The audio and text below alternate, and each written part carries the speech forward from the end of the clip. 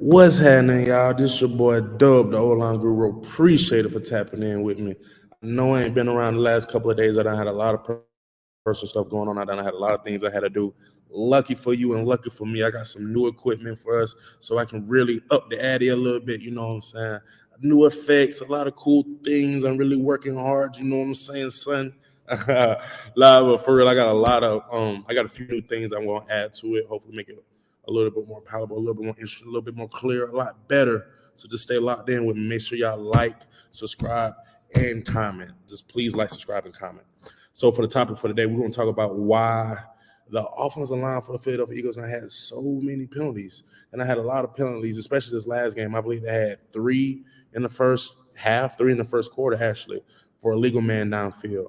Now, I know majority of people would say it's discipline issues, offensive line discipline issues, maybe people not knowing the plays, when 9 times out of 10, that is never the case. And I actually have the play right here in all 22, so I'm going to be doing a breakdown of one of the RPO plays that turned into an illegal man downfield. It was actually on Isaac Malu, and I think it's a bad call. Of course, I'm a lineman, so I'm biased, but I just know how they're taught to do it. So let's go ahead and get right on into it. Let me get to the breakdown for you.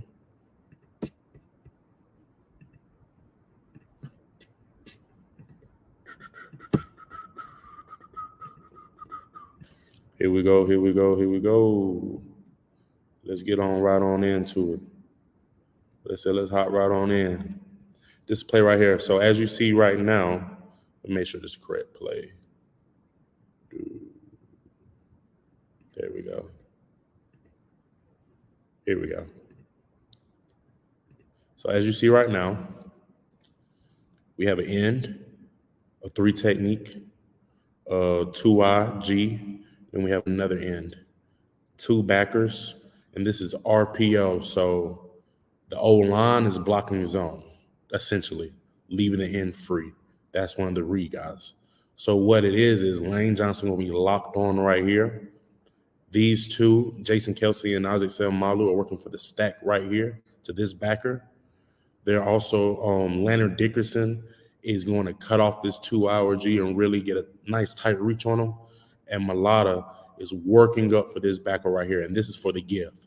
So my RPO on the run option, if they was going to run it, he would give the handoff right here, and it'll be inside zone in this play. So they're taught to block it as if it is run.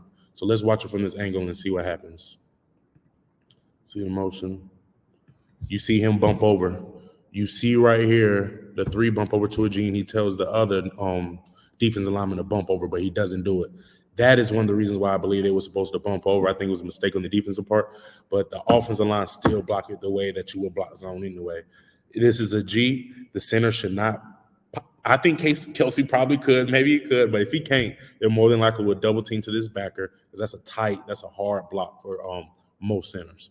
This right here, the guard's going to block the other D lineman right here still the 2IG, and he's going to be going up for that backer, still locked on the end. So although the 3 technique came inside to a G, they're still going to double team to the backer.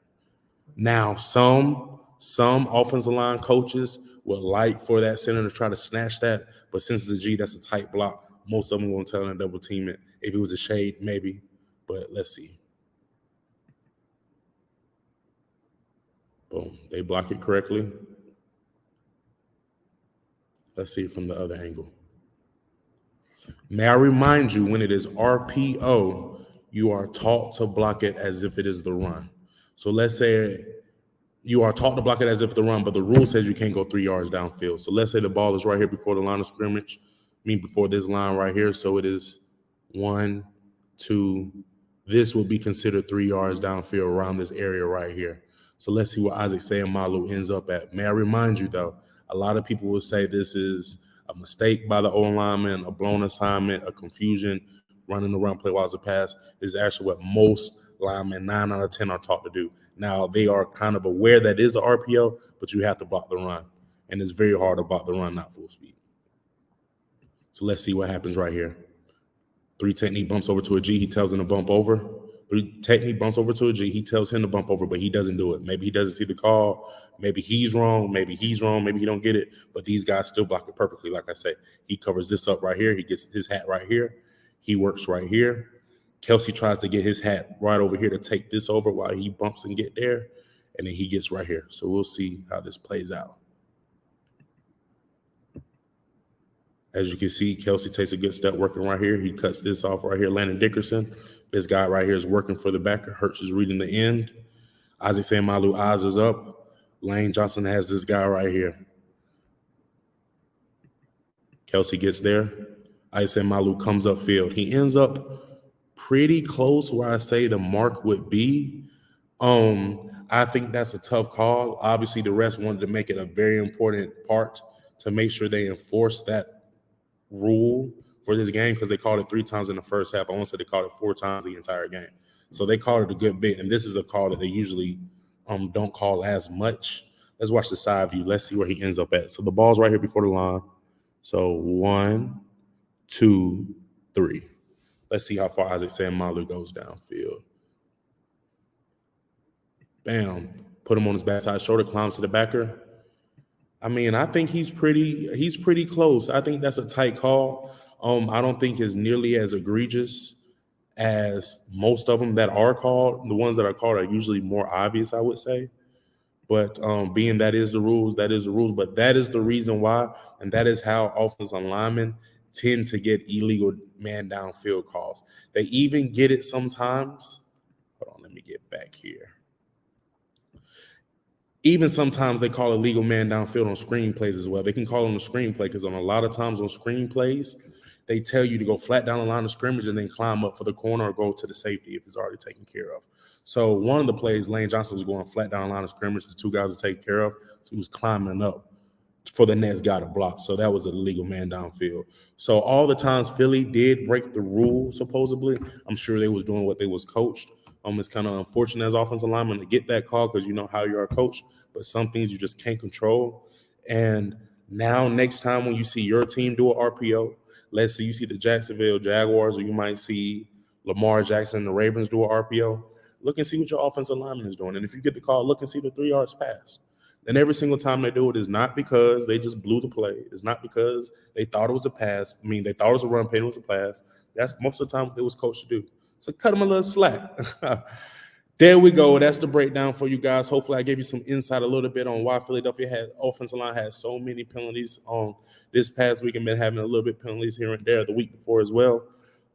Make sure you stay tuned in with me. I got a lot more content coming, a lot more other teams. I know I've been talking about Philly a lot, but they do have the best offensive line in my opinion, and they have also had some of the best showings so far. They've been playing pretty well. Even in that Detroit game, I think they played a little bit better than they get credit for.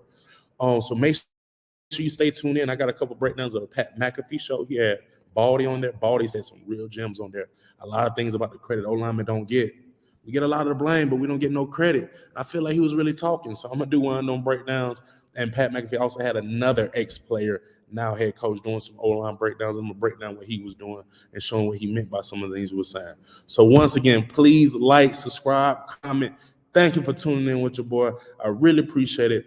More videos on the way, more breakdowns on the way. Y'all going to see me link up with some of your favorite YouTubers and talk football. Appreciate it. Peace.